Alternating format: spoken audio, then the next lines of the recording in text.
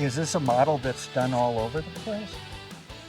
We did not find this model for families anywhere else in the country. Is that That right? doesn't mean that there wasn't. We Yeah. just didn't find it. We found other tiny house concepts.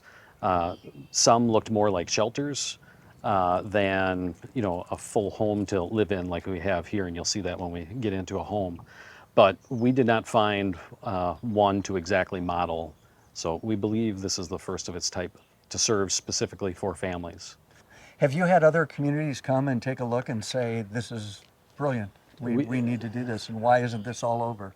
We've probably had about 10 different Wow. organizations or communities, either come tour, tap it, just reach out, trying to understand the concept Yeah. and see, what version of it applies for them. And whether that's the houses, I think what's more important is maybe less the housing accommodation, but the programming that's on site here all the time for residents to help them migrate their way out. If you got to the point where you're living in a car,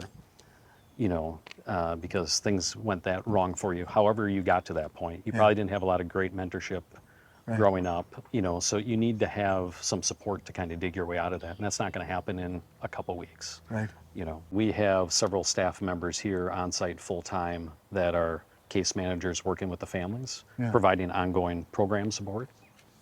And have you heard from those that have been and moved on?